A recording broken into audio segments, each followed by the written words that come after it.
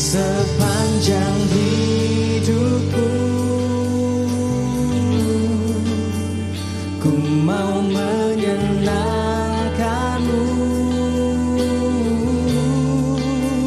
jadi persembahan kudus dan berkenan kepadamu. Yesuslah yang ku pandang, Yesuslah yang ku pegang,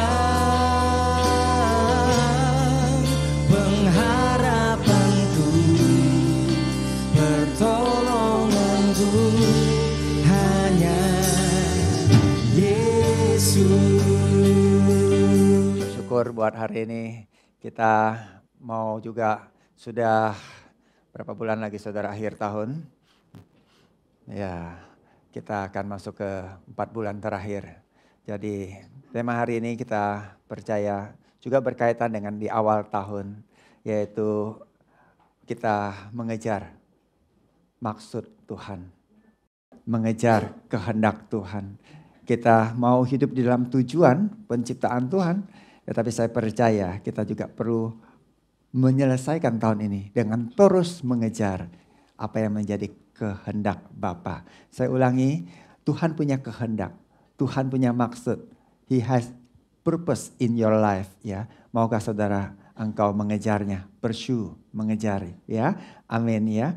Kalau begitu sahabatku, boleh dengan lembut tolong kasih tahu orang di sebelahmu, saya dan kamu adalah sahabat. Amin.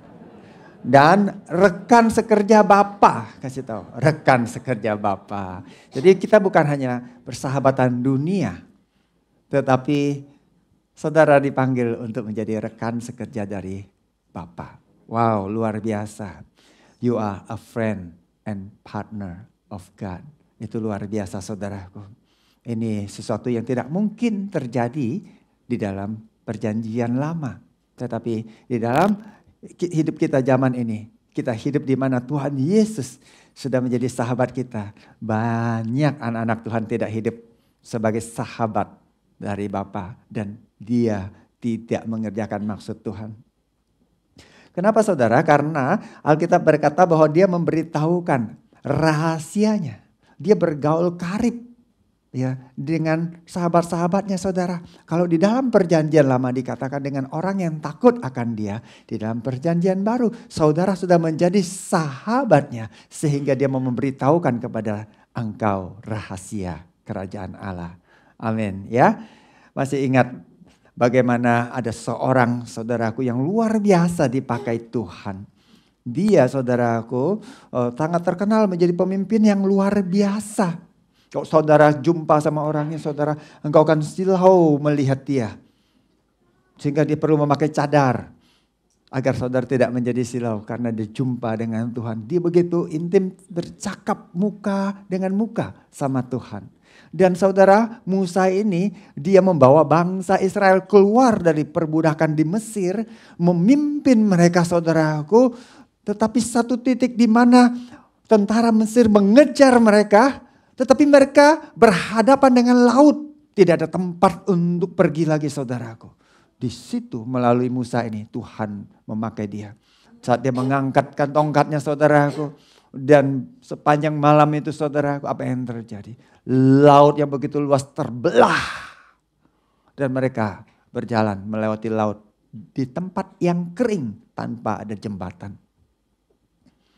Luar biasa Musa dipakai Tuhan. Orang yang luar biasa ini saudaraku, tapi menjadi berbeda. Saat bangsa yang dia pimpin, terus menerus mengeluh, terus menerus komplain, terus menerus berkeluh kesah. Dan terlebih saat mereka berkata, kami lagi ingat satu kuali penuh dengan isi daging. Di sini apa isinya? Tidak ada, mana lagi, mana lagi. Dan kami ingat dengan ketimun, dengan semangka, dan ingat dengan bawang bombay, bahkan daun bawang. Saudara bilang nafsunya rendah amat. Tetapi mereka sudah lama gak makan itu. Mereka komplain sama Musa. Buat apa engkau bawa kami berputar-putar di sini. Membiarkan kehidupan kami seperti ini. Perbuatan Tuhan yang luar biasa melalui satu orang. Orang dipakai Tuhan dahsyat. Tetapi bangsa itu begitu gampang saudaraku melupakannya. Makanya sebagai anak Tuhan saudaraku. Kalau engkau hanya mengejar satu karisma, satu bukti pencapaian atau satu mujizat. Tetapi engkau tidak bertekun di dalam pengenalan. Engkau bisa menjadi sama dengan bangsa itu. Karena itu dituliskan sebagai contoh. Agar saudara dan saya tidak hidup seperti itu. Sehingga sebagian besar mereka. Tinggal 2 orang saudaraku. Sebagian besar tinggal hanya 2 orang saja. Yang bisa masuk ke tempat di mana Tuhan menjanjikan kepada mereka. Selebihnya adalah anak-anak mereka. 20 tahun ke bawah. Nah saudara perlu memahami. Tetapi yang saya mau ceritakan kepada saudaraku yang mendengarkan hari ini. Bagaimana dengan Musa? Dia berkata seperti ini. Saat dia menerima semua komplain itu dia sudah merasa cukup. Dia bilang sama Tuhan. Tuhan, kenapa aku tidak dapat kasih karunia melakukan ini? Kenapa tidak ada kasih karunia buat aku memimpin bangsa ini? Kenapa bangsa ini terus menerus menjadi beban dan menyusahkan hidupku? Seorang yang luar biasa. Seorang yang membuat mujizat. Dia mengetokkan tongkatnya ke batu dan terjadi air dan menjadi sungai. Mengalir di padang gurun saudaraku. Tetapi dia tidak sanggup menghadapi bangsa itu. Dan dia melihat itu adalah sebagai beban. Adakah di dalam hidupmu engkau melihat keluargamu sebagai beban? Engkau tidak memimpin 600.000 laki-laki, 700.000 laki-laki. Tidak memimpin 2 juta, 3 juta orang. Tapi engkau memimpin satu keluarga. Dan engkau berkata, sudah cukup. Jangan ada lagi yang seperti ini. Aku tidak sanggup lagi. Kenapa Musa seperti itu saudaraku? Sama seperti banyak orang mendengarkan seperti itu. Kenapa? Karena dikatakan, aku seorang diri. Tidak dapat memikul tanggung jawab atas seluruh rakyat ini. Memang tidak bisa saudaraku. Kenapa? Itu terlalu berat bagiku. Apakah anak-anak sudah menjadi beban dan berat buat hidupmu? Apakah pekerjaanmu sudah menjadi beban dalam hidupmu? Apakah saudaraku bisnis, usaha, pekerjaanmu sudah menjadi beban buat hidupmu? Kenapa? Karena engkau seorang diri. Kenapa? Karena engkau seorang diri tidak akan sanggup memikulnya. Apakah perjalanan pernikahan sudah menjadi beban buat hidupmu? Karena engkau seorang diri. Engkau merasa engkau melakukan yang paling banyak. Dan dia diam-diam santai-santai. Hanya nonton drama saja.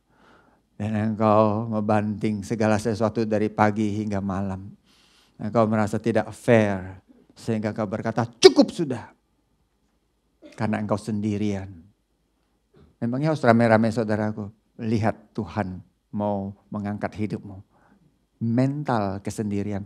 Musa dia tidak sendiri. Dia di tengah bangsa yang jutaan dan dia hidup tinggal di tengah-tengah mereka saudaraku. Dia tidak tinggal sendiri. Dia di tengah keramaian. Tetapi dia merasa dan dia melihat dan dia mengalami bahwa dia memikul bangsa itu sendirian. Itu berbeda. Banyak orang hadir di keramaian seperti ini. Tetapi dia selalu merasa sendiri. Mungkin itu saudara yang mendengarkan. Tidak usah angkat tangan. Tetapi saudaraku, kalau engkau hidup seperti itu, engkau tidak akan mampu menjalani hidup ini. Engkau tidak akan mampu menerima kasih karunia Tuhan untuk menggenapi kehendaknya. His purpose, kehendaknya. Ingat Tuhan memberikan maksud. Saudara percaya Tuhan Yesus, saudara selamat. Tetapi saat saudara di muka bumi ini, Tuhan memberikan maksud kepada saudara. Dia mau memakai hidupmu. Dan engkau tidak akan bisa sendirian. Paham saudaraku? Musa dipakai luar biasa. Tetapi karena dia membawa mental, perasaan kesendirian. Sehingga dia tidak sanggup. Sehingga dia berkata, jika hal ini terus menerus terjadi. Begini aja, sekarang engkau bunuh saja aku. Dia tidak mau bunuh diri, dia mau Tuhan bunuh dia. Tapi kan Tuhan bukan seorang pembunuh. Tuhan bukan pembunuh. Saudaraku.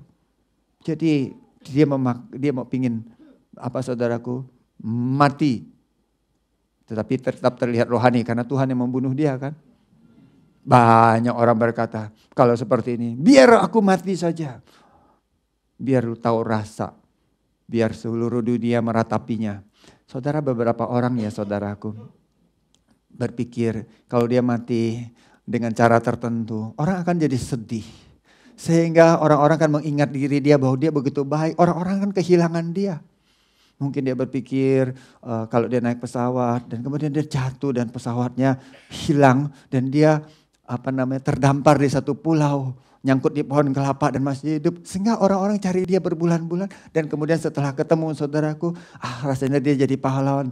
Itu jenis pengasihan diri yang aneh saudaraku sebenarnya. Itu kesendirian yang sangat aneh. Tapi anak manusia sering seperti itu. Ya saudara ya. Nah, saudara Musa ini pingin mati. Kenapa? Karena tidak sanggup lagi. Tapi sekali lagi saya berkata kepada engkau yang mendengarkan. Bapa itu memperhatikan. Dengar, hari ini bukan tentang pelajaran Tuhan mau membunuh seseorang. Tuhan itu mau mengangkat hidup seseorang. Amin. Dia menjadi sahabat. Dia mau engkau menjadi rekan sekerjanya dia. Wow, itu luar biasa. Sekali lagi, sehingga Tuhan berkata begini. Tuhan gak persoalkan, wah kamu begini, kamu begini. Tuhan salahkan dia. Tuhan bilang, Musa, kalau itu persoalanmu, sekarang kamu kumpulkan 70 orang. Tidak sedikit loh, 70 orang. 70 orang, tua-tua yang kau pilih, yang kau sukai, yang pokoknya yang paling top, yang paling hebat, yang paling bisa, ya semua yang orang-orang itu yang hebat, kumpulkan mereka di situ. Nanti aku akan berikan roh yang ada padamu, roh Tuhan itu sebenarnya, aku bagikan kepada mereka. Agar mereka dikatakan begini, mereka itu bisa bersama-sama dengan kamu Musa. Kamu gak sendiri lagi. Sehingga mereka akan memikul tanggung jawab atas bangsa itu. Tuhan memperhatikan. Tuhan tidak mau Musa sendirian. Sama saudara, dia tidak mau engkau hidup sendirian. Ya saudara bilang, saya kan ada terus di komunitas, saya hadir di pertemuan. Tetapi perasaanmu merasa sendiri. Taunya dari mana? Saat engkau merasa tidak dipahami, tidak dimengerti. Udah bawa makanan paling banyak, gak ada yang bilang terima kasih. Ya saudara, giliran saudara gak bawa, kayaknya kayak kok dipelototin. Aduh, hidup kok seperti itu saudara, hal remeh-temeh dibawa. Tetapi anak manusia suka, karena itu jenis perasaan. Saudaraku, dari kesendirian. Selalu ingin diangkat, selalu ingin berarti. Selalu ingin apa yang dia lakukan orang lain hargai. Jenis seperti itu saudaraku, itu perlu dimatikan. Egonya hati-hati, bukan orangnya. Nah saudara jangan sepotong dengarnya ya. Egonya harus gitu. Gini loh saudara, Bapak itu ya, dia kan berkenan. Benar, masih ingat 5 kali dia berkenan. Maksudnya itu kasih karunia, bukan 5 kalinya saudaraku. Perkenanan itu adalah satu kasih karunia. Bapak itu dia tidak pernah saudaraku memberikan beban. Kalaupun saudaraku sepertinya ada beban, dia nggak akan biarkan engkau memikulnya sendiri. Kalau itu adalah satu tanggung jawab. Mungkin saudara, engkau mendapat tanggung jawab mengerjakan sesuatu, engkau dipercaya. Itu kehormatan, tetapi di situ pun dia tidak mau engkau memikulnya sendiri. Apalagi sendirian berjalan di situ saudaraku. Itulah yang Musa alami. Mengerti saudara? Dia sendiri, dia tidak mewariskan apa-apa karena dia sendirian. Tetapi ada satu orang yang ikut dia terus dapat warisan. Itu namanya Yosua. Sehingga saat saudara mendengar generasi Yosua, saudara kayaknya bersemangat. Tetapi generasi Yosua berhenti. Setelah dia mati, selesai. Hakim-hakim mencatat setelah Yosua dan tua-tua meninggal, bangsa itu bertindak lebih jahat. Saudaraku. Dan karena dosa mereka, karena kejahatan mereka, Tuhan izinkan bangsa-bangsa di sekitarnya yang mestinya mereka taklukkan, sekarang menaklukkan mereka. Jangan heran anak-anak Tuhan hidupmu, kepercayaanmu di dalam Tuhan seperti tidak ada hasilnya. Karena apa? Karena engkau sendiri. Karena engkau tidak mewariskan apa-apa. Sehingga persoalan itu terus menghimpit hidupmu. Justru di dalam kebersamaan, dengar, dalam komunitas, di dalam pertemuan, engkau dilatih. Apa hubungannya komunitas pertemuanku menjadi tempat pelatihan? Karena banyak orang tidak paham.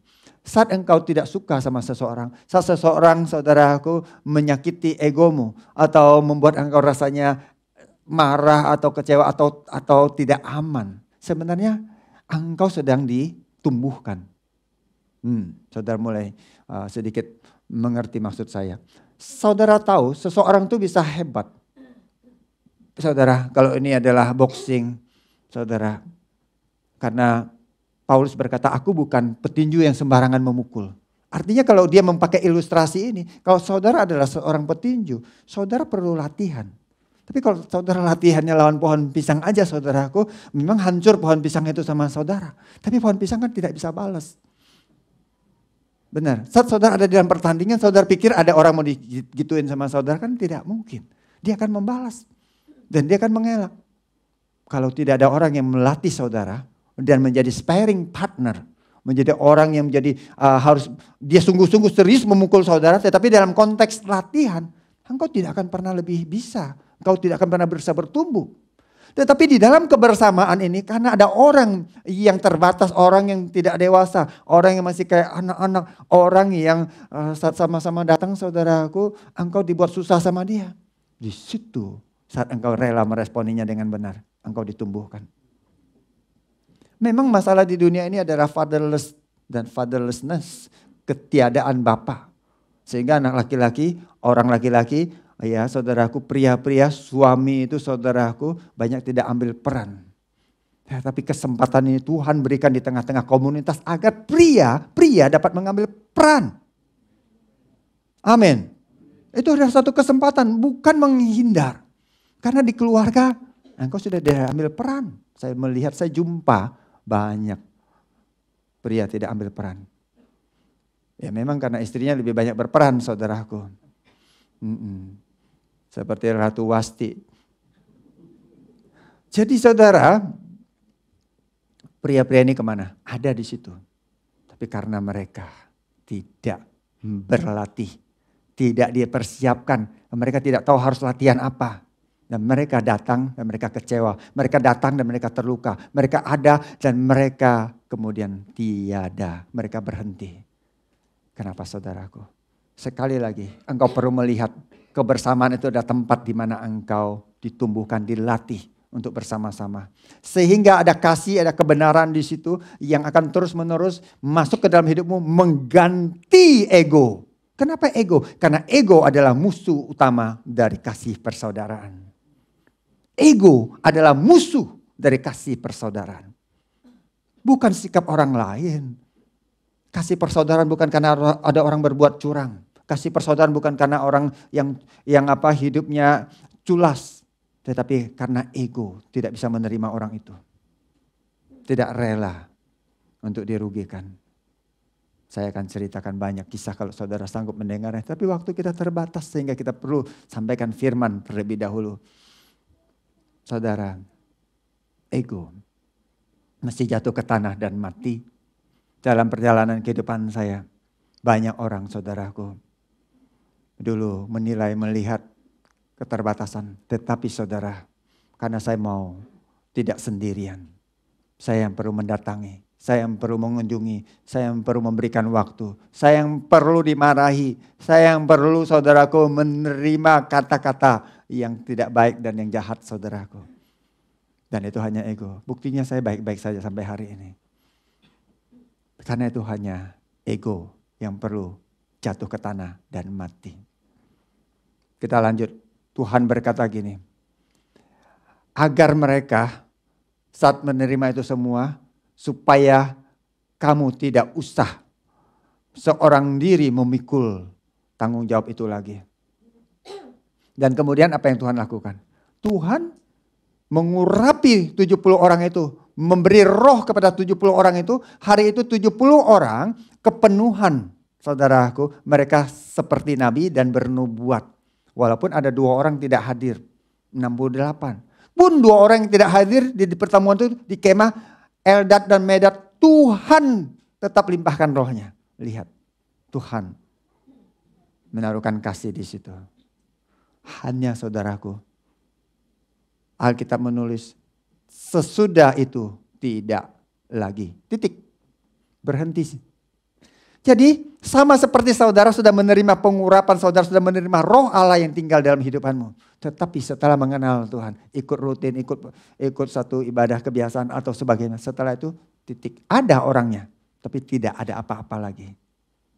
Orang itu muncul satu kali, mengalami mujizat yang luar biasa. Orang itu mengalami satu terobosan yang hebat, kisah satu kali. Tapi setelah itu titik, tidak ada apa-apa lagi. Mengertikah? Banyak orang Kristen hidup seperti itu. Pernah 17 tahun silam. Ya, opa ngalami ini. Mungkin kalau udah opa sacap 37 saudaraku. Tahun silam. Mengalami ini. Tetapi sekarang opa lagi ngapain? Bengong. Ya. Berhenti. Tidak ada lagi. Kenapa? Karena mereka tidak pernah dipersiapkan. Musa tidak ambil waktu untuk mereka. Mereka tidak ada di dalam kepemimpinan Musa. Masalah tetap datang kepada Musa seorang. Makanya Musa sampai mendapat celaka di peristiwa air di Meribah saudara. Sehingga dia tidak tahan dan dia marahi bangsa itu. Dia tidak bisa, akhirnya dia tidak bisa masuk. Dia berhenti di situ. Bukankah Tuhan memanggil dia untuk memimpin bangsa itu masuk? Kenapa dia berhenti? Dan Yosua yang meneruskannya. Itu bukan karena Yosua, tapi karena Musa. Dia berhenti. Bapa mau memakai hidupmu untuk engkau terus, bukan berhenti di satu titik. Pursue His purpose. Kejar. Izinkan. Kalau engkau bukan Musa, jadi salah satu dari 70 orang itu, maukah engkau mengejar Musa? Maukah engkau bersama-sama? Sehingga bukan hanya Yosua sendiri saja di situ. Bahkan Kaleb pun tidak. Saudara, kalau engkau bagian dari rakyat itu, maukah engkau ada di situ mengejar? Musa punya 12 orang. Tetapi 12 itu saudaraku, hanya 2 orang yang benar. 10 orang kemana? Itu adalah gambaran. Lihat, Musa diberikan kesempatan 12 pengintai di tahun kedua. Yang pulang 10-nya buat rusak dan kacau. Karena mereka tidak pernah dipersiapkan. 70 orang Tuhan kasih pengurapannya. Tetapi tetap Musa sendirian. Bukankah Tuhan berkata engkau tidak usah sendiri lagi. Karena dia tidak ambil waktu. Musa punya keterbatasan di situ. Dia tidak rela di situ. Tetapi sebagai salah satu dari 70 orang. Salah satu dari 12 orang. Salah satu dari bangsa itu. Relakah engkau bersama-sama. Bukan jemaat biasa. Tetapi Tuhan memanggil hidupmu. Untuk engkau menggenapi maksud dan kehendaknya. Tidak dibatasi usiamu. Tidak dibatasi oleh posisi jabatan. Tidak dibatasi oleh pekerjaan saudara. Hanya engkau sendiri yang dapat bisa membatasi itu. Bagaimana Yesus berkata dan membatalkan itu semua. Dia saat datang saudara, dia adalah Tuhan. Dia jadi manusia. Dia memilih 12 orang. Dia memuridkan mereka, dia mempersiapkan mereka. Tapi Musa punya 12 orang. Tidak dia persiapkan. Sehingga terjadi kekacauan setelah pengintaian. Harusnya mereka bisa masuk. Tetapi karena 12 orang yang dikirim 10 membuat kacau. Sehingga bangsa itu berputar 40 tahun. Saya ulangi. Karena dia tidak melakukan bagian dia. Karena orang-orang tidak dipersiapkan sehingga terjadi putaran dan putaran. Tapi Yesus mengambil waktu untuk 12 orang. Dan di dalam Lukas 9, ya saudaraku, ayat yang kedua. Ia mengutus mereka. Jadi dia bukan hanya mempersiapkan mereka. Dia bukan hanya memperlengkapi dan memanggil mereka. Tetapi dia mengutus mereka. Oh, ternyata saat mereka diutus, mereka adalah orang-orang yang dipersiapkan. Kalau saudara mau lebih jelas, Lukas menulis di dalam pasal 10, satu pasal setelahnya. Dia berkata ayat pertama. Kemudian daripada itu, Tuhan menunjuk 70 murid yang lain. Lalu mengutus mereka berdua. Tidak sendirian. Karena Tuhan tidak mau mereka sendiri. Musa punya kesempatan 12. Satu orang dari satu suku dikumpulkan 12. Kerajaan Allah. 12 orang. Yesus mengambil 12 orang. Musa mengabaikan mereka. mengirim mereka, mengutus mereka sehingga terjadi kekacauan. Tuhan Yesus mempersiapkan dan mengutus mereka. Tetapi Tuhan Yesus juga mengambil 70 murid dan mengutus mereka berdua. Tentu mereka dipersiapkan. Sehingga yang 12 itu gagal satu, 70 siap ada di situ. Saudaraku, engkau perlu dipersiapkan. Menjadi rekan sekerja Bapa, sahabat Tuhan. Ada persiapan di situ. Jangan pikul beban itu sendirian.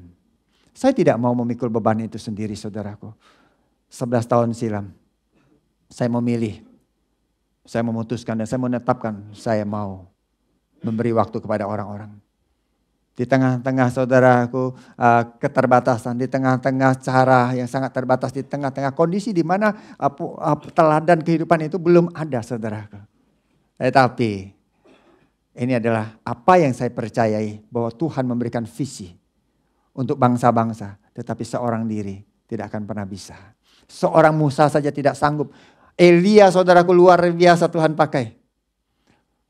Sebenarnya kesempatan yang sama. Dia mengembalikan bangsa Israel itu kepada Tuhan. Tetapi karena dia sendiri, belum apa-apa terjadi, saudaraku, dia langsung menyerah. Baru hujan turun, Isabel kirim pesan dan dia langsung kabur. Mengertikah saudara? Sehebat apa mereka? Sangat hebat. Apalagi yang tidak hebat. Tetapi firman Tuhan berkata, kalau engkau bersama-sama, saudaraku, bahkan yang jahat pun bisa terjadi. Kenapa yang baik tidak terjadi? Yang baik mestinya lebih hebat. Nimrod itu, saudaraku, dia membangun menara Babel. Dan Tuhan berkata, apa yang mereka inginkan bisa terjadi. Dan sehingga Tuhan mengacaukan mereka. Bubar. Bahasanya beda semuanya. Di situ terjadi bahasa yang berbeda. Mengerti? Itu untuk hal yang jahat. Untuk hal yang benar. Kalau saudara, engkau bersama-sama. Apa yang ditaruhkan itu terjadi. Tetapi di situ butuh kerelaan. Butuh kerendahan hati. Prinsipnya jangan mau memikul beban itu sendirian. Relahkah engkau ditumbuhkan? Relahkah engkau, saudaraku, ada di tengah-tengah kebersamaan? Ini adalah bagian perjalanan. Ya. You are the man. A man of faith. You are not a man of fake. Engkau bukan kamuflase. Engkau bukan kepalsuan. You are a man of faith. Not a man of fake. Bukan kepalsuan. Bukan hanya cerita, bukan hanya perkataan, bukan hanya penampilan, bukan hanya topeng, tetapi iman. Melihat sesuatu yang jauh lebih besar. Kalau engkau punya iman, engkau tahu imanmu bagus, imanmu hebat, tetapi engkau tidak bisa sendirian. Saudara, saat saya punya iman, saya melihat jauh ke depan, itulah iman. Apa yang Tuhan mau kerjakan. Tetapi iman itu, saudara, menjadikan saya rela untuk membangun hidup orang. Karena kehendak Tuhan itu besar. Tidak akan pernah kehendak Tuhan bisa diselesaikan oleh satu orang. Perlu begitu banyak orang mengerjakannya, saudaraku. Tuhan Yesus berkata, tuaian memang banyak. Tetapi yang sedikit apa? Selalu pekerjanya. Ingat, dalam konteks itulah dia mempersiapkan 12 dan 70. Ini di dalam Lukas pasal 10. Di dalam Matius pasal yang ke-9, saudara, aku bisa menemukan dari ayat 36, 37, 38. Saudara akan melihat prinsip yang sama. Dan di bawahnya, saudaraku, di dalam Matius pasal 10, dia memanggil 12 rasul. Pahamkah, saudaraku? Bahwa prinsip Tuhan adalah orang-orang dipersiapkan. Tuhan melihat tuaian begitu banyak. Engkau ingin menuai bangsa-bangsa, tetapi engkau tidak bisa sendiri. Engkau perlu bersama-sama. Dia saat berkata, mintalah kepada Tuhan yang mempunyai tuaian untuk mengirimkan pekerja. Kata mengirimkan itu adalah ekbalo. Kata ekbalo ini apa? Itu adalah satu usaha, satu perjuangan, satu pengorbanan, satu kerelaan. Itu ekbalo. Itu adalah satu, saudaraku, penyerahan diri agar ada pekerja-pekerja bisa dikirimkan. Bukan hanya berdoa. Apalagi minta pekerja orang untuk pindah. Saudaraku, dia akan kehilangan pekerja. Itu tidak benar. Atau pekerja yang diserahkan, mungkin itu pekerja yang sakit saudaraku. Tetapi kalau engkau rela mempersiapkan, rela bayar harga, di situ akan ada pekerja-pekerja disiapkan. Sekali lagi, saya tidak datang dan hadir di tempat pertemuan besar dan menjadi terkenal, tetapi di tempat yang kecil, saudaraku, di ruangan yang sederhana, di situ orang-orang dipersiapkan 11 tahun ini. Di situ orang-orang diubahkan, di situ keluarga-keluarga ditolong, di situ pemimpin-pemimpin ditumbuhkan dan orang-orang didewasakan. Saudara harus bisa melihat apa yang kau bisa kerjakan paling hebat. Engkau akan sangat terbatas. Kemudian ke-70 murid itu saudara, saat Tuhan Yesus utus berdua-dua mereka kembali. Apa yang mereka katakan? Dan mereka bergembira. Mereka tidak kesedih. Mereka tidak marah, kecewa. Kenapa? Karena cuma diutus doang. Tapi gak dikasih uang saku bro. Saya dengar saudaraku kadang-kadang sedih. Utusan misi saudaraku. Mereka kekurangan makan di sana. Saya tidak tahu apakah itu benar atau bagaimana. Tapi saya mau berkata kepada saudara engkau yang mendengarkan. Saya jumpa sama banyak pelayan-pelayan Tuhan. Hamba-hamba Tuhan. Memang mereka mengalami banyak keterbatasan, tentu mereka punya banyak kisah. Tapi saya tidak bermaksud untuk mengisahkan hidup mereka. Yang saya maksudkan adalah mereka sendiri. Mereka tidak bersama-sama. Mereka mengerjakan sendiri dan mereka sangat terbatas. Sehingga mereka pulang dengan sedih, dengan lapar, dengan kecewa, dengan terluka. 70 murid pulang, mereka sukacita. Mereka berkata, Tuhan, setan-setan juga takluk. Tetapi saudara bilang itu kan hanya sebentar. Tentu karena itu adalah pelatihan. Nanti kita tahu sampai kepada kita ini bukan sebentar. Sudah 2000 tahun masih berjalan. Karena ada orang yang rela untuk bersama-sama. Itulah yang terjadi saat Paulus mengambil prinsip ini. Seorang yang saudaraku dia adalah sangat dominan. Kalau saudara tahu dia punya prinsip. Dia sangat independen tentunya orang model itu. Tetapi Paulus itu dia tahu saat dia pergi, dia membangun orang lain. Dia bukan hanya memberitakan Injil. Tetapi apa yang dia lakukan? Dia membangun dan menumbuhkan dan mendewasakan pemimpin-pemimpin. Saat engkau mendengar bagaimana ini bisa selaras dengan hidupmu. Engkau adalah orang-orang yang perlu ditumbuhkan itu.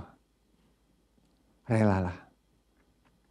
Dia berkata di dalam kisah 20 itu adalah satu perpisahan di tepi pantai Miletus saudaraku. Bersama dengan penatua-penatua di Efesus. Mereka ada pemimpin-pemimpin gereja lokal saudaraku yang dia sudah tumbuhkan.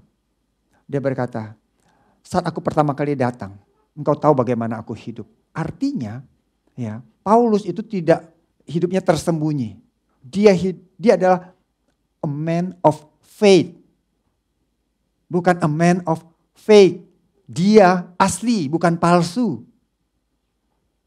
Kamu tahu bagaimana aku hidup di antara kamu sejak hari pertama aku tiba di Asia ini. Kehidupan saya terbuka saudaraku buat banyak orang. Di situ saya ditumbuhkan. Di situ saya saudaraku kapasitas diperbesar. Dia berkata dengan segala rendah hati. Aku melayani Tuhan. Dia tidak menunjukkan kekuatan dan kehebatan. Tetapi dalam pelayanan itu aku banyak mencucurkan air mata. Kenapa? Kalau dia mau detilkan karena kamu waktu itu tidak percaya sama saya. Karena kamu waktu itu garang, ganas, pemarah. Karena kamu sombong. Dia banyak mencucurkan air mata. Karena kamu pinjam dan gak bayar. Ya bukan yang di sini saudaraku itu kan ya banyak hal terjadi. Kenapa banyak orang tidak mau? Karena dia dirugikan. Banyak mencucurkan air mata. Dan banyak bukan hanya itu mengalami pencobaan. Bahkan bukan hanya masalah sehari-hari yang kecil itu. Masalah besar sampai dia berkata aku mau dibunuh. Bukan dia ingin minta Tuhan bunuh dia. Tetapi di situ pun dia tidak mau mati dan dia tetap hidup. Amin. Dan dia tidak pernah kesepian atau kesendirian. Karena dia membangun pemimpin. Orang yang membangun, orang yang ada dalam kebersamaan, dia tidak kesepian. Dan saya kemana-mana bertahun-tahun saudaraku, tidak pernah sendiri. Begitu banyak orang, tapi bukan untuk pergi sama-sama happy saja. Ya saudaraku, banyak hal yang baik, tetapi orang-orang ditumbuhkan di dalam kebersamaan. Yang paling menarik dari Paulus saat dia berkata kepada penatua-penatua itu, dia berkata, sungguh pun demikian, aku tidak pernah melalaikan apa yang berguna bagi kamu. Nah saudara bilang, apa sih yang berguna bagi mereka? Pasti itu pekerjaan, mungkin ada tabungan, deposito, atau mereka masing-masing dibagikan emas 1 potong. Kalau begitu berapa banyak emas harus dibagikan kepada mereka saudara? Tetapi apa yang paling berguna bagi mereka? Dia berkata, semua kuberitakan dan kuajarkan kepada kamu. Oh bukan emas. Baik di muka umum maupun dalam perkumpulan-perkumpulan di rumah kamu. Dia memberikan emas tua. Karena Alkitab berkata firman Tuhan itu lebih daripada emas tua. Dia memberitakan itu untuk apa saudaraku? Untuk orang-orang itu ditumbuhkan. Tetapi bukan pemberitaannya, tetapi kehidupannya. Dia taruhkan kepada mereka. Di situ orang-orang dipersiapkan. Kita tahu kegerakan di Eropa. Saudara itu tidak akan pernah tiba-tiba, tetapi sudah dipersiapkan oleh seorang yang bernama Saulus menjadi Paulus itu saudaraku. Orang-orang dipersiapkan, ditumbuhkan. Sampai kepada kita saudara. Ada orang-orang yang terus-menerus dipersiapkan dan ditumbuhkan. Amin saudaraku. Ini adalah bagian perjalanan kita ada di dalam satu kebersamaan. Untuk engkau rela, untuk engkau bersama-sama, untuk engkau tidak sendiri. Oh engkau berkata karuniaku seperti Paulus. Nah Paulus saja tidak sendiri. Dia membangun hidup orang lain. Amin. Saat engkau ada di dalam satu kebersamaan yang benar. Ini adalah bagian yang sangat menarik saudaraku. Itu kan menjadikan hidupmu menjadi terlatih dengan baik saudaraku. Karena di dalam kebersamaanlah engkau mendapat kesempatan untuk dilatih. Kalau tidak, saat seseorang menerima begitu banyak firman. Saya sudah melihat dan mendengar, saya menemukan banyak orang sangat rindu mendengar firman. Dan mereka berkata, yang seperti ini belum kami pernah dengar. Yang ini luar biasa. Ini pembahagian yang ajaib. Ini waduh ini dahsyat banget. Kok bisa ya dapat yang seperti ini ya pewahyuannya. Wah mereka bertanya, ini keren banget. Tetapi orang yang sama setelah belum terlalu lama. Dia berkata, aku bosan dengerinnya. Karena itu aja. Kenapa saudara? Apa yang salah? Pengetahuan itu menjadikan engkau bosan. Tetapi kalau engkau terima makan dan berkata, aku bosan makan dan aku gak mau makan lagi. Ada yang salah dengan hidupmu. Kenapa? Engkau tidak pernah bosan makan setiap hari. Karena itu dipakai untuk menjadikan engkau bertumbuh. Karena itu dipakai. Tapi kalau kau hanya tidur dan dikasih makan dan ditaruhkan di selang di sini, saudara, kau ditaruhkan di dalam situ, nah, engkau sangat bosan. Dan kau akan memilih, sudahlah seperti Musa saja, cabut saja nyawaku. Mengerti? Banyak orang Kristen diselangi. Masuk ke situ saudaraku. Disuntikkan di situ, terima di situ. Makanya dia mau mati, dia bosan. Tiap hari disuntik, rajin itu susternya saudaraku, pengasuhnya itu. Akhirnya tetap memilih mati. Makanya pengasuh-pengasuh itu, pemimpin-pemimpin atau orang-orang menolong heran. Saya tidak heran, karena dia hanya tiduran di situ. Anak Tuhan, jangan kau hanya tiduran. Jangan kau hanya hidup buat dirimu sendiri. Jangan kau hanya berpikir aku akan sukses, aku akan berhasil, nanti aku akan melayani. Itu bohong. Saudaraku, kau membohongi dirimu. Tuhan memanggil hidupmu, mempersiapkan hidupmu, menjadikan engkau bertumbuh, dewasa, kuat. Bukan tiduran di situ dan menerima asupan, sepertinya itu nutrisi yang terbaik. Tetapi setelah sekian lama, 1 bulan, saudaraku enggak pindah-pindah, saudara. Itu belakang saudara pun akan terbakar. Paham? Bukan lagi masalah makanannya. Bukan masalah kebenaran. Tetapi saat engkau mengambilnya makan dan engkau pakai dan olahraga, makanan itu akan serasa sangat enak. Dan makanan itu saudara akan terus memberi engkau energi. Menjadikan engkau bertumbuh, menjadikan engkau makin kuat, menjadikan engkau sangat terlatih. Amin saudaraku.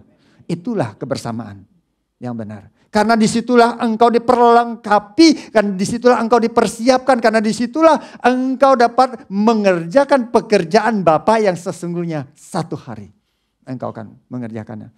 Saat engkau kuat, tidak mungkin Tuhan mengutus anak-anak saudaraku. Jadilah dewasa, hai pria-prianya Allah. Amin. Tuhan memakai hidupmu. Engkau pria dibangkitkan terlebih dahulu. Wanita tetap dibangkitkan. Tetapi kalau wanita terlalu kuat saudaraku, ya saya tidak ada masalah dengan wanita yang kuat saudaraku. Saya sudah melihat, minta maaf saya contohkan saudaraku. Ada om-om jalan di belakang. Kenapa saudaraku? Iya memang jalannya seperti itu. Tapi di depan itu kuat sekali, itu siapa? Oh itu bukan pengawal, itu adalah istrinya saudara. Buruan. Ya, itu luar biasa wanita seperti itu. Saya sudah temukan manjat, perbaiki ledeng saudaraku, lampu, perbaiki naik tangga. Itu perempuan bagus, silahkan lakukan itu.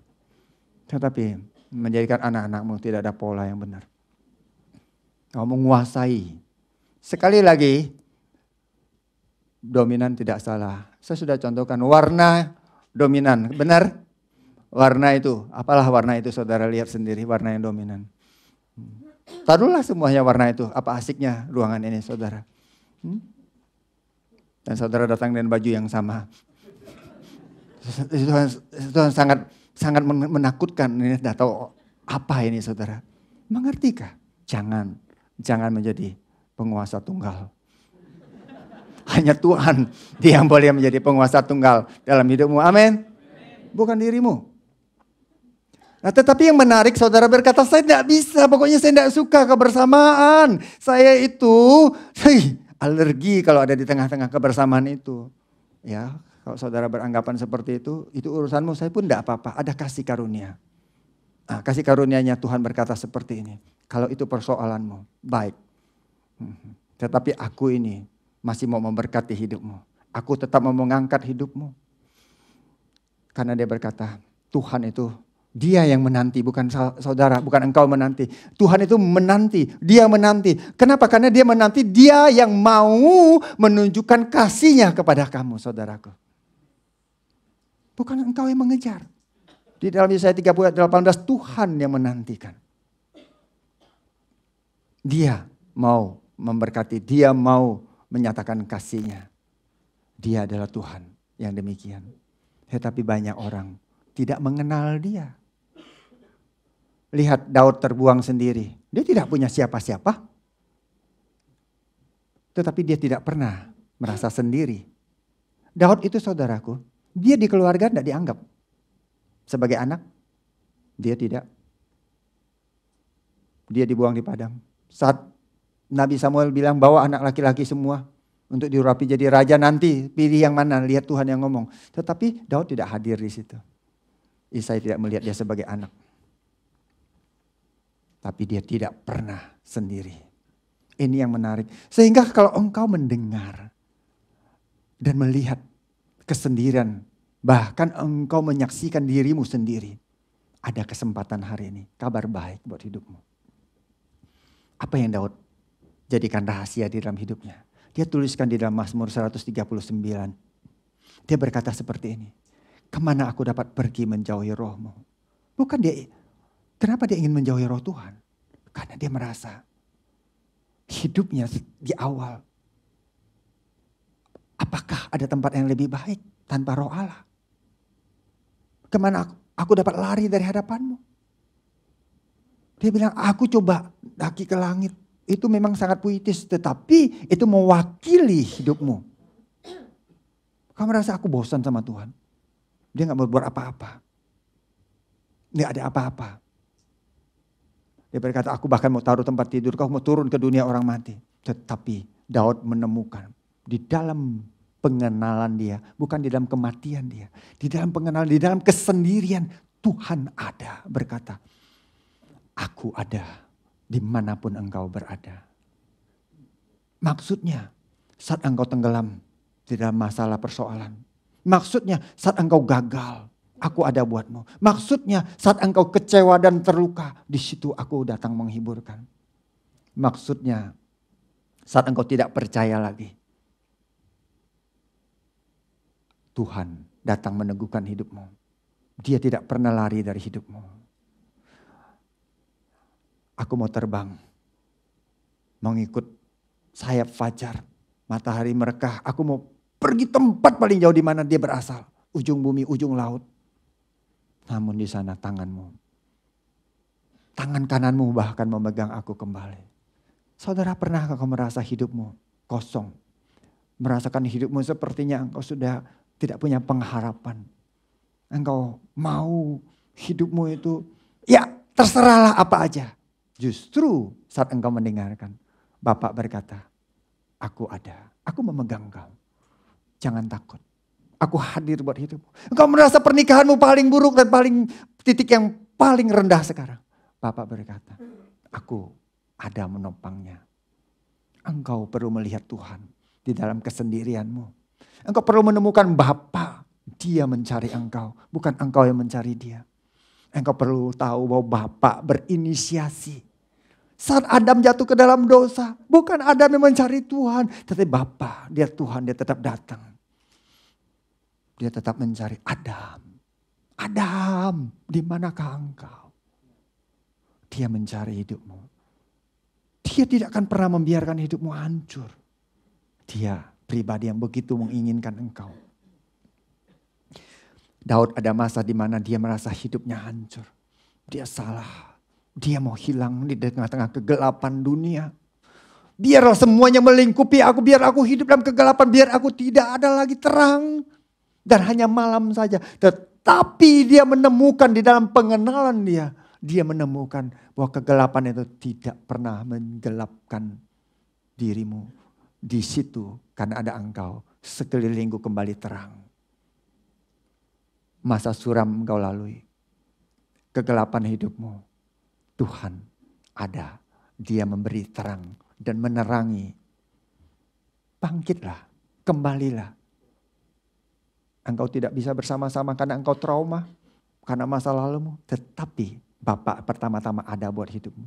Maksud saya sebelum dia mencemplungkan engkau di tengah-tengah kebersamaan di mana engkau tidak bisa menerima orang lain. Dia pertama-tama mengangkat hidupmu. Dia pertama-tama lah yang menerima hidupmu. Sadarkah engkau bahwa dia adalah sahabat yang menyertaimu. Bahwa Bapak adalah seorang sahabat yang menyertai. Sadarkah engkau bahwa dia menyertaimu dengan penuh kasih, penuh setia. Amin saudaraku. You have a lovely father. And faithful friend. Dia adalah Bapa yang penuh kasih dan sahabat yang sangat setia. Dia tidak akan pernah meninggalkan engkau. He would never ever forsake you. Dia menginginkan hidupmu. Sadar. Daud berkata ayat 13 dan jiwaku menyadarinya. Itu yang membuat perbedaan. Saudara, aku terbang dengan sayap fajar. Di mana? Diam di ujung bumi. Apa yang terjadi? Namun tanganmu, apa saudaraku? Menuntunku selalu, membawaku, mengembalikan aku untuk berada bersama dengan engkau. Itu adalah satu perjalanan pengenalan. Bapa pertama-tama ada buat hidupmu. Karena dia adalah sahabat yang tidak pernah meninggalkan. Bukan karena engkau berusia tinggi sehingga engkau seperti anak-anak meninggalkan engkau. Dia adalah Bapa yang meninggalkan engkau. Bukan. Bukan karena engkau terlalu muda dan engkau tidak cocok sehingga dia tidak mau datang kepadamu karena engkau masih hingusan. Tidak. Dia adalah Bapa yang penuh kasih. Dia memegang tangan kananmu. Saat Ibrani menulis, sekali-kali aku tidak akan meninggalkan engkau. Dan tidak akan pernah membiarkan. Itu konteksnya apa? Kalau engkau membaca Ibrani 13 ayat 5 dan di atasnya, itu adalah bicara tentang uang. Jangan menjadi hamba uang. Artinya apa? Dia melihat kebutuhanmu. Kalau kebutuhanmu adalah uang, dia bilang jangan takut miskin. Jangan mengejar kekayaan, tetapi aku yang engkau kejar tidak akan pernah meninggalkan engkau. Itu maksudnya tidak pernah meninggalkan dan tidak pernah membiarkan engkau mati karena kelaparan, mati karena tidak punya apa-apa. Dan engkau dipermalukan. Tetapi dia adalah Bapa yang menyediakan. Tetapi banyak anak manusia tidak mau untuk ada di situ. Untuk mempercayai, untuk berjalan bersama dengan dia. Kehidupan saya saudara banyak kali mengalami keterbatasan. Baik tahun-tahun pelarian maupun tahun-tahun saat saya kembali di dalam Tuhan. Tetapi yang saya tidak pernah alami adalah Bapak tidak ada, itu tidak pernah saya alami. Bapak membiarkan itu tidak pernah saya alami. Bapak meninggalkan tidak pernah saya alami. Bapak menyertai senantiasa, itu yang saya terima. Itu yang saya alami. Saudara, ini adalah satu kehidupan.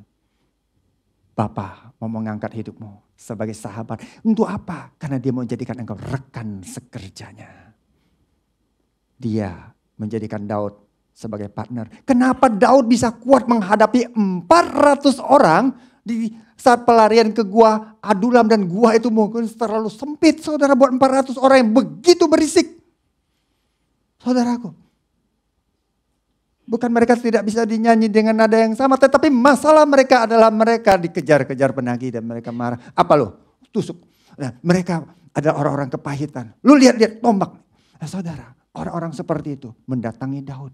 Tetapi mereka menjadi pasukan Allah. Mereka menjadi pahlawan-pahlawan. Tidak pernah tiba-tiba.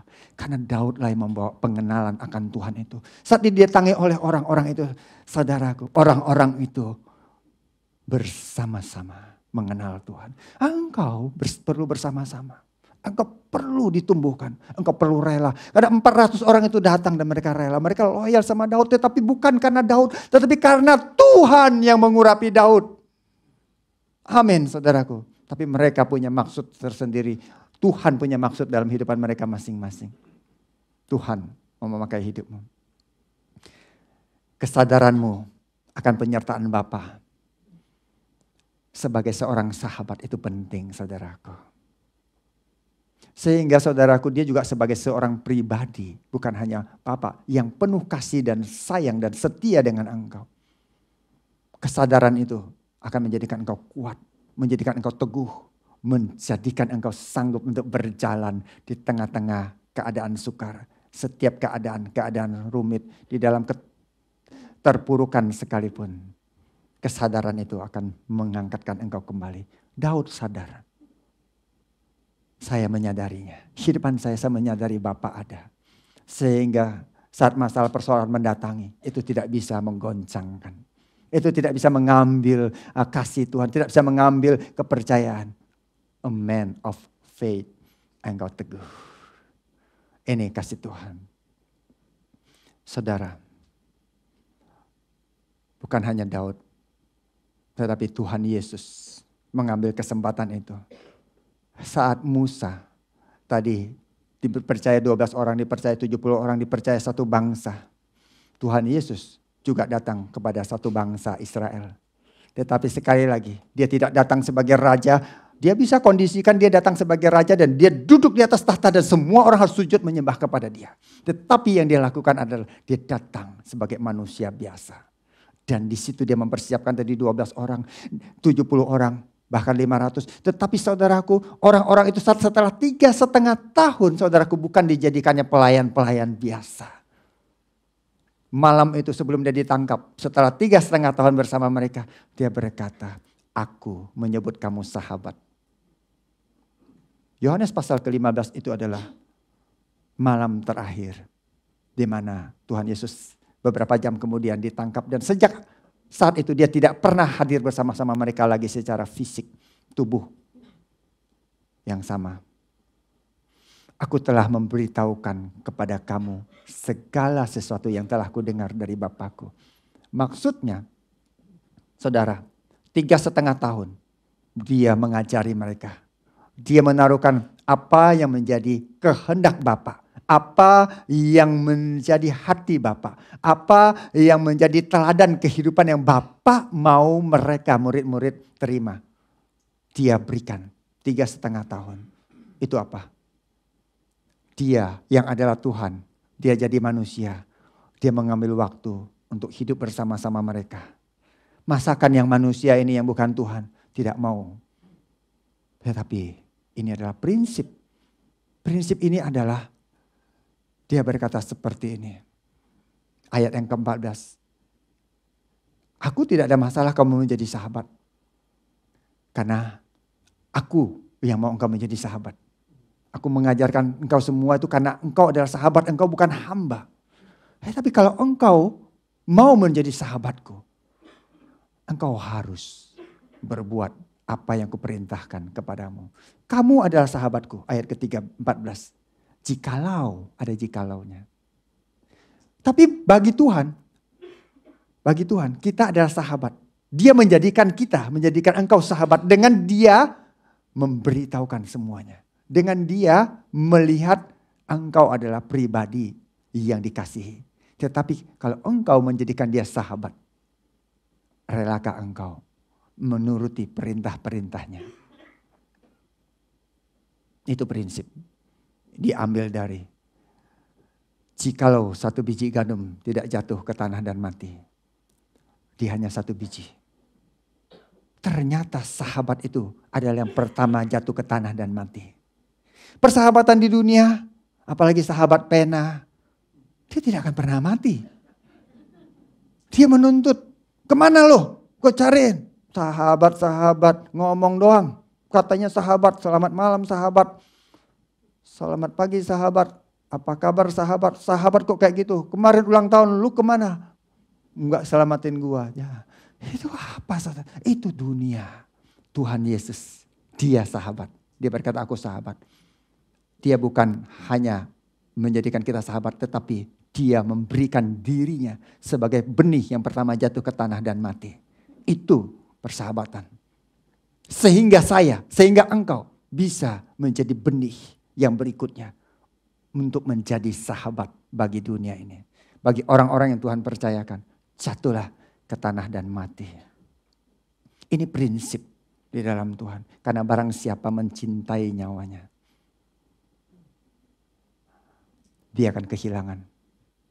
Tapi barang siapa tidak mencintai nyawanya di dunia ini, dia akan memeliharanya hingga kepada kekekalan. Ini prinsip. Sahabat adalah yang pertama jatuh ke tanah dan mati. Tuhan menjadi sahabat bagi saudara. Kalau maukah engkau mengambil peran sebagai sahabat bagi dia? Saya ulangi, Tuhan Yesus datang, dia menjadikan engkau sebagai sahabatnya. Tetapi engkau yang mendengarkan, apakah engkau mau menjadikan dia sahabatmu? Itu adalah satu peran, itu adalah bagian, itu adalah kerelaan. Jatuhlah ke tanah dan mati bagi manusia yang Tuhan percayakan. Kalau engkau mau mengambil bagian ini, menjadi partaker, engkau mau take part as a friend of God, jatuhlah ke tanah dan mati. Saudara, ini adalah satu perjalanan. Perjalanan untuk menjadi sahabat Allah. Perjalanan untuk menyatakan kemurahan Tuhan kepada bangsa-bangsa. Karena engkau sudah diterima sebagai sahabat. Tetapi maukah aku menjadikan Yesus sebagai sahabat saya? Dia menjadikan saya sahabat, tetapi belum tentu saya menjadikan dia sahabat. Mengertikah? Karena sahabat dia yang pertama mati. Dia tidak menuntut. Saya ketemu dengan seorang yang bernama Barnabas. Tahu seorang bernama Barnabas itu orang biasa. Tidak banyak hal istimewa. Tidak ada Injil Barnabas. Kalau ada itu bukan yang perlu saudara baca. Paham. Tapi Paulus, dia menulis lebih kurang 2/3 dari isi kitab perjanjian baru. Jumlah kitabnya ya. Jangan salah paham. Tetapi dari mana dia berasal? Saulus ini saudara. Dia adalah seorang pembenci orang percaya di masa itu. Tetapi saat dia menjadi percaya, dia ya ditolak oleh orang-orang percaya di masa itu. Karena mereka takut sama dia. Mereka tidak aman. Mungkin Paulus lebih garang. Tetapi di sisi lain dia suka berdebat. Sehingga dia pergi. Diizinkan pergi. Tapi ada seorang bernama Barnabas, ingat dia. Ingat sama Saulus ini. Barnabas ini mencari Paulus sampai ke Tarsus dan membawa dia untuk bertumbuh di satu tempat bersama-sama di Antioquia di zaman itu. Dan Barnabas menolong Paulus sebagai sahabat bagi dia. Tahukah saudara, 25 tahun atau lebih, saya minta maaf, lebih kurang 30 tahun yang lalu bahkan. Saya ada dari tahun 92 di jemaat ini saudara, bukan sekarang. Tetapi di mana 30 tahun silam sahabat-sahabat saya, orang-orang yang lebih senior, orang-orang yang begitu sungguh-sungguh, orang yang begitu luar biasa melayani. Kami waktu itu pertemuan pelayan pagi, siang, malam bisa. Saudara, kami kuliah, tetapi kami memberikan begitu banyak waktu dan begitu banyak orang bersemangat melayani Tuhan, menjangkau hidup orang lain. Saat saya kembali, saya melihat mereka. Saya ada tempat di mana mereka berada. Mereka tidak ada lagi. Kemana sahabat-sahabat saya itu? Kemana orang-orang itu? Tidak ada. Mereka tidak dipersiapkan. Mereka meninggalkan. Mereka mengerjakan banyak. Tetapi mereka pergi. Beberapa di antara mereka saya kenal tidak lagi mau ikut Tuhan bahkan. Karena tidak dipersiapkan. Tapi apa yang terjadi dengan hidupan saya lari. Saya pergi ke Amerika, saya meninggalkan Tuhan. Saya yang pertama lari lebih dulu. Hanya ada satu orang sahabat. Dia adalah gembala di tempat kami berada di kota Atlanta. Saya berkata ini sebagai bagian hubungan kasih kami. Kami sudah 15 tahun tidak jumpa muka. Ya, tetapi hubungan kami masih dekat. Saya ingat 2 jam pergi. Kami pelayanan, 2 jam pulang. Tambah setengah jam dia mendengarkan kisah saya. Dia menemani saya mancing di sungai Satahuchi. Mancing ikan trot. Saudara, dia datang, dia ada. Saat dimana saya sedang marah, saat dimana saya sedang kecewa, saat dimana saya mau berkata hidup ini sia-sia. Saya tidak mau lagi kenal orang. Ada seorang sahabat membawa saya kembali. Sehingga saya mau berkata, hari ini saat kami berkata dia bilang, Chris, keep preaching, keep preaching. Dia tahu bagaimana dia lihat dan dia dengar saya hari ini. Dia berkata, ya aku ingat semua perjalanan kita. Bagaimana kasih-Mu. Tetapi saya lebih ingat bagaimana hidupan saya dibawa kembali oleh seorang sahabat. Saya minta maaf, saya tidak ingat satupun khotbah dia. Tetapi yang saya ingat adalah persahabatan. Dia rela mengambil peran. Dia tidak terlalu terkenal. Kalau saya sebut namanya tidak ada satu orang di sini yang bisa kenal dia. Tetapi saya ada hari ini karena ada seorang sahabat yang membawa saya kembali. Menemani. Sehingga Paulus bisa menjadi orang yang dipakai Tuhan sampai seluruh Asia di zaman itu, Asia kecil, bisa mendengar Injil karena seorang Barnabas. Kalau engkau bukan Paulus, tidak perlu ganti nama jadi Paulus. Jadilah tetap dirimu, tetapi engkau bisa mengambil peran sebagai Barnabas.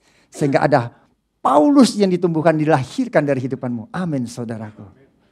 Tuhan memakai hidupmu sebagai sahabat bagi orang-orang yang dia panggil. Satu orang tidak terlalu penting, namanya Yohanes Markus. Dia bersama dengan Paulus, bersama dengan Barnabas pergi melayani, tapi dia tidak kuat, dia anak mami, dia tinggalkan mereka, dia pulang. Sehingga Paulus menjadi marah saat itu, dan kepergian kedua kali Paulus berkata, orang itu tidak usah ikut. Saya tidak mau saya tidak mau lihat mukanya lagi. Mereka berselisih paham, pisah mereka dengan Barnabas. Tetapi saat Paulus setelah berapa waktu kemudian menuliskan surat ini, dia berkata, selain kepada sahabat-sahabatnya yang di dalam penjara, di penjara pun dia tidak sendiri. Ya, dari Aristarkus, temanku sepenjara, dari Markus, keponakan Barnabas. Ya, itulah Markus yang menulis kitab Injil Markus. Dia yang meninggalkan Paulus, tetapi Paulus berkata, terimalah dia apabila dia datang kepadamu. Hubungan itu dikembalikan. Bukan kekurangan, bukan keterbatasan, bukan masa lalu. Tetapi relakah engkau bersama-sama. Sehingga orang ini menjadi dahsyat. Sehingga Markus adalah penulis Injil yang pertama. Bukan Matius. Dia menginspirasi. Sahabat adalah yang pertama melepaskan haknya.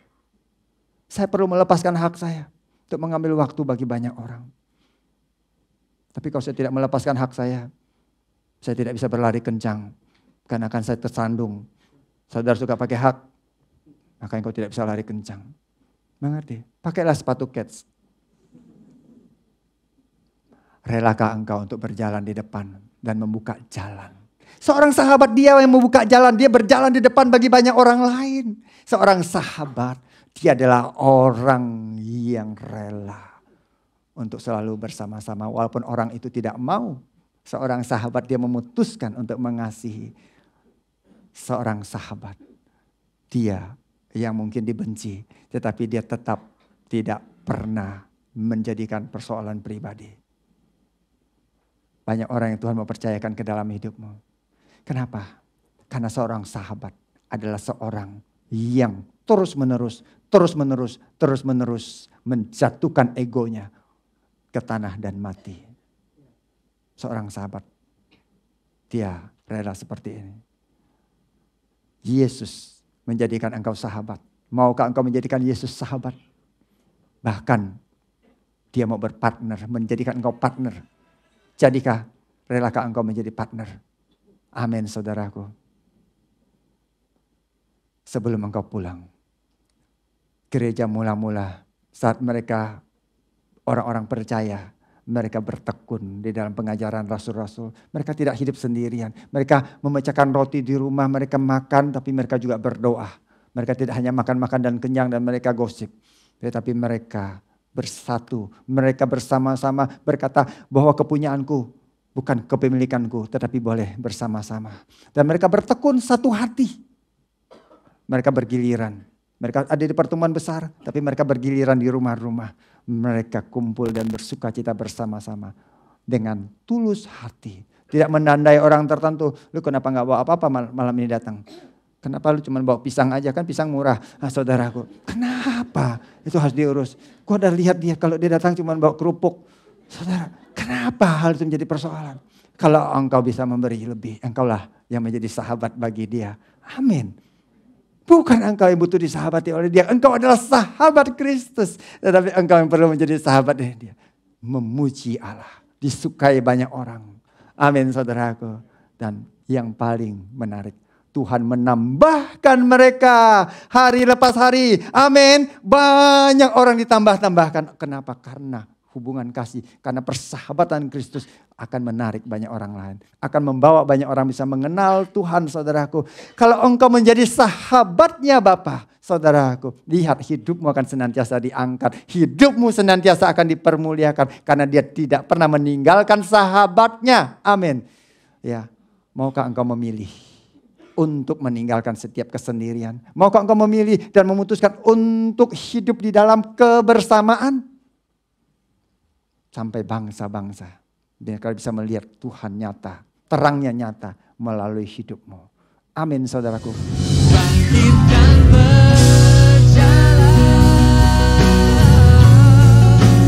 menyatakan terang, sampai setiap bangsa mengenal hatimu Bapa, Tuhan di pihakku, Tuhan bersamaku. Ku pelihara iman, sebab kami tahu Engkau selalu ada bagi kami Bapa.